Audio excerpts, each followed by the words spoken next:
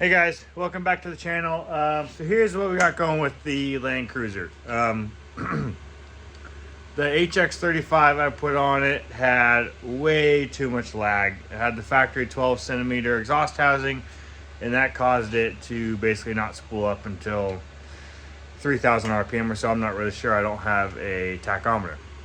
So I swapped on an HX30 that we had in the shop, and I grenaded it. I'll insert a picture, but basically this is the exhaust turbine, this is the intake turbine, completely shredded it. So it's toasted. Probably what happened is I overspooled it and blew it up. So we're gonna order an HE250 with an 8 centimeter exhaust housing, and that should give it quick spool, better boost, and can't be overspooled. On top of that, the injection pump is still just dumping way too much fuel into this motor. So I'm getting a lot of smoke and just can't get the smoke turned down. As soon as I try to turn down the smoke, basically the motor won't start. So need to pull the injection pump off. I'm gonna send it back to Ben's Injection. They're gonna go through it, make sure there's no problems. I'm not sure. Definitely something happened in shipping with this pump, because when I first got it, I spent like a week or two just trying to get the thing to start because it wasn't getting any fuel. So the rack was pinned shut, so it was stuck. So I had to pull the cover off like about 100 times. Anyways, finally got it running, but it's just way smoky and I can't get the smoke turned down. So I'm gonna send it off. He's gonna go through it, make sure it's all good, and we're gonna wait for the turbo anyway. I don't think any shrapnel went through the motor. It seemed pretty okay. The intercooler probably caught all of it. So got a new intercooler coming, so we can replace that, just so we don't have to, risk running anything, or $100, it's whatever. So that's the plan. We're gonna get the pump pulled off and then pull this thing outside, and it's sitting until we get the pump back and the new turbo and all that. So hope you guys enjoy.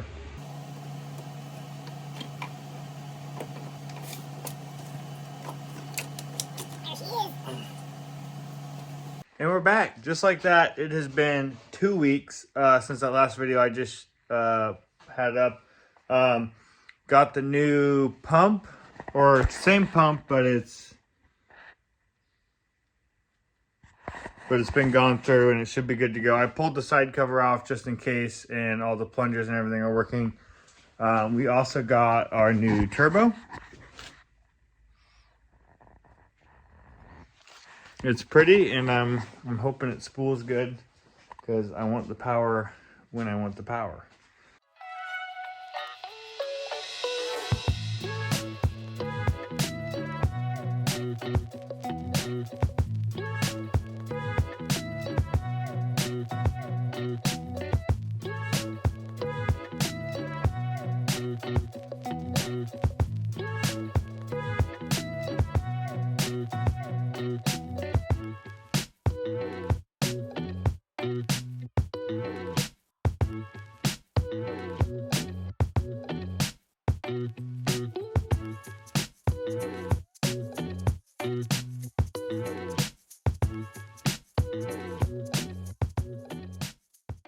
Whew, that was a chore. So got the the injection pump back on, and I got the turbo mounted, and it's all plumbed up. Should be ready to go. I gotta wait on one piece from my exhaust to connect it. I had to cut it, and so instead of welding it back together, which is a headache where it's at, I just ordered a butt clamp. So I'll get that going, but in the meantime, should be able to get the fuel system primed and see if it'll start.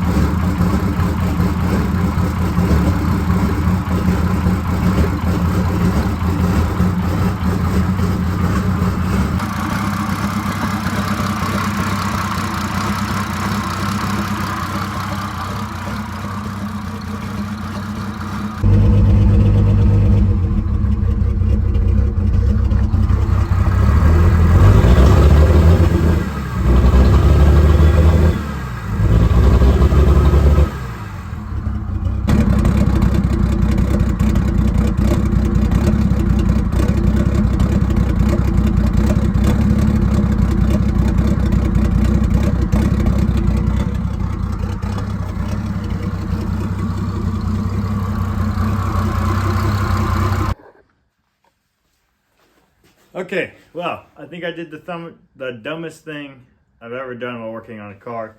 I tried starting the motor with my homemade pump locking tool in place, and I think I might have damaged the injection pump, or I just sent it terribly off time. So that sucks. I'm going to pull the injection pump back off.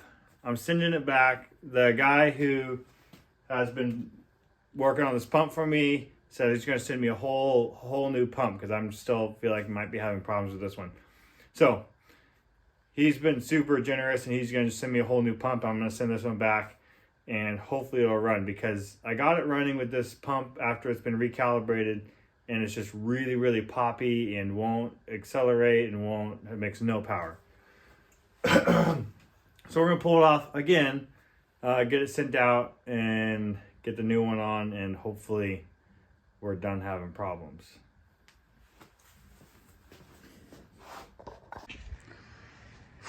Well, I'm hot and tired. New injection pump, new injector, still ran like crap, and the timing was dead on as far as I could tell. I had the dots on the cams lined up, I had the flat spot in the injection pump lined up, and I had the crank at top dead center or 10 degrees for the injection pump timing, and still just had a bad misfire and everything. So pulled the head off, everything looks okay. Part of the reason I pulled the head off is because I did a compression test and had fairly low compression across the board. But as you can see, all the cylinders look pretty good except for number 3. You can still see there's some cross hatching. There is a couple little scores up and down, as you can see. And I'm wondering if that's from when I grenaded my turbo. But number 3 has the worst one right there. I can't quite catch my nail on it, so I might just try to run a cylinder hone down there and see if that cleans it up. The head looks pretty good. I was getting some seepage from cylinder 4 under the valves. Oh, and that is why right there.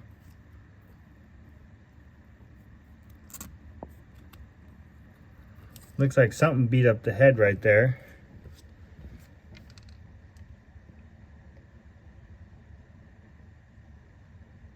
Huh. So something went through 4 and something went through 3. So I'm gonna try to find a machine shop that'll touch this thing. I'll probably have to pull the pre-chambers out, but they all look like they're in good shape. Pull the exhaust manifold off, of course, and get this thing off the machine. Okay. Let's see my face.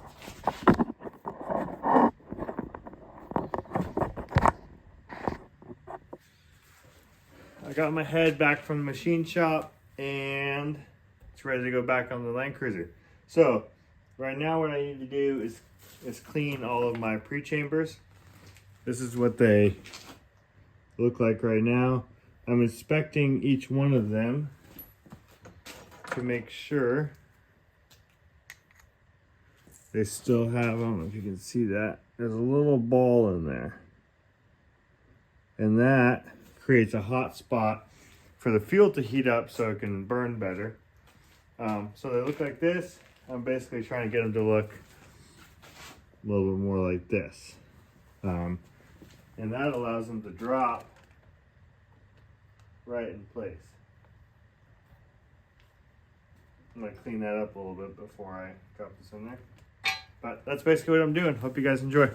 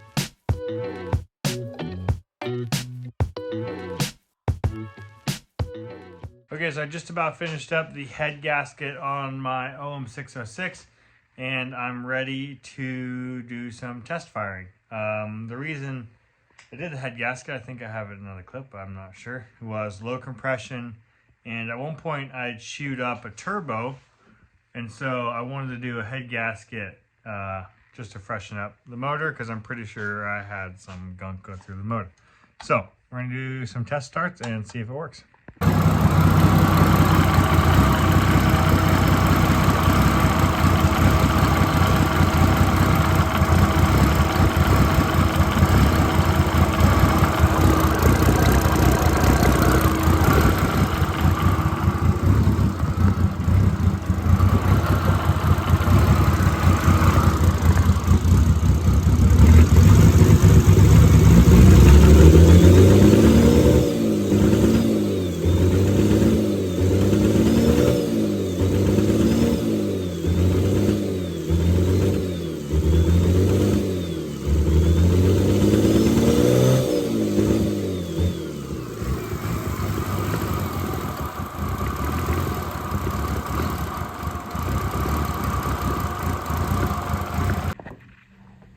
Okay, I apologize for leaving a little bit of gap in the timeline.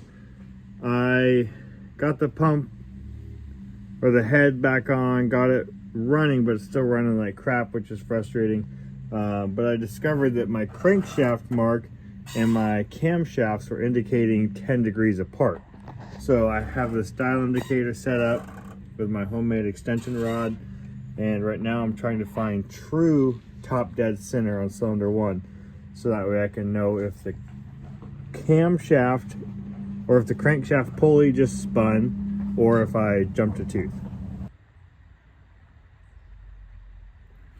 It's 2.5, 2, 1.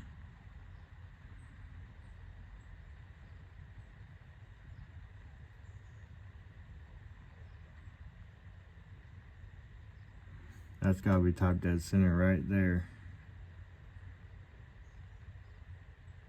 And that's 2 again. So now it's going back down. So camshaft marks are perfectly lined up. And my pulley is sitting at about 15 degrees is my new 0 degree mark. So now I'm gonna go 13 degrees past this mark and set my pump there, and it should run good. Set the crankshaft to 7 degrees, and that'll be actually 12 degrees or 13 degrees after, and that's close enough. I'll do the fine adjustment on the pump. Okay, pump is on for probably the 20th time at this point. It's been on and off so many, and I'm just cleaning up and ready for a test fire. Okay, battery's getting a little low from cranking the air out of the fuel line, but we'll give her a go here.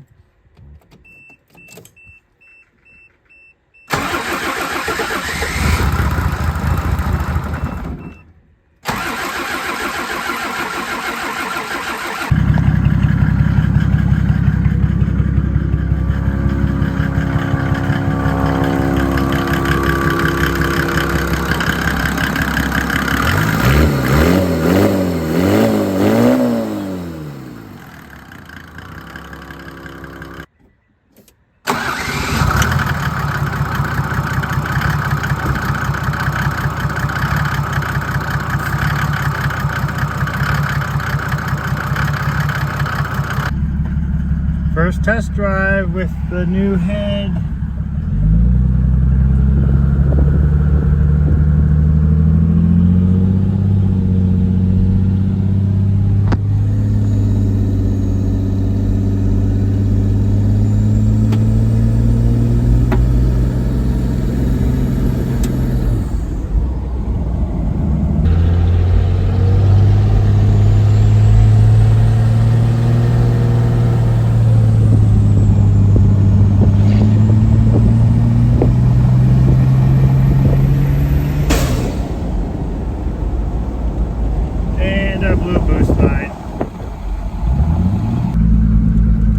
I fixed my boost leak.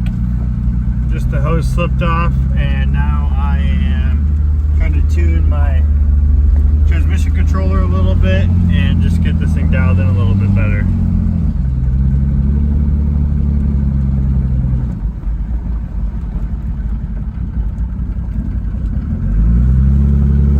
I just discovered that my torque converter was completely disabled in my tuner, and that is why it wouldn't lock in ever.